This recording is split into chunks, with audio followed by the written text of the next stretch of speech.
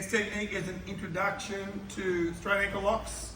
By the time you've got one stripe on your belt, I believe it's a good time to enter in and start to learn these. If you're new and have no stripes, then at this academy, we don't want you to have to worry about leg attacks. We want you just to learn how to tap to chokes and arm bars and figure fours.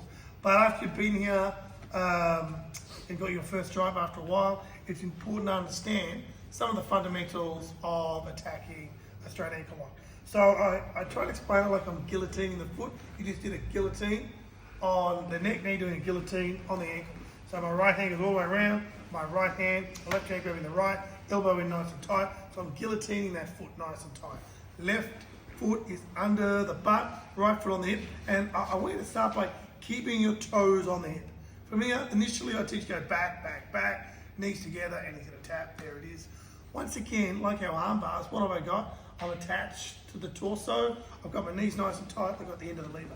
After a while, I want people to realize you can actually do the same thing by rolling out. So I'm sucking that elbow back, and rolling in, that's really, really tight. Rolling out, you can roll out all day long for these straight ankle locks, but you can't roll in. And that's a critical thing to learn from day one. Anytime I roll in or rip across like this, I'm really putting my partner's knee in danger.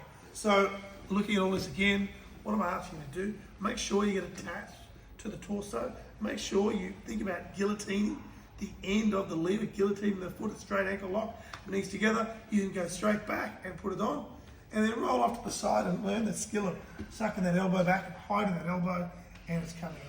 What we do want to do is roll out. We want to avoid at all costs is rolling in, and definitely not reaping. We want to care well for our partners, and remembering the golden rule with straight ankle locks: move slow and tap early. If you move slow and tap early, we're in a best way to avoid any type of injuries, knowing that quite often injuries happen to this guy when he decides to move quickly the wrong way. So our rule, tap early, move slow, and then unpack what happened. Straight ankle locks are an important part of jiu-jitsu. We can't neglect them. So by the time after you got your first stripe, as you're heading towards your second stripe, it's important you learn how to do these. Time.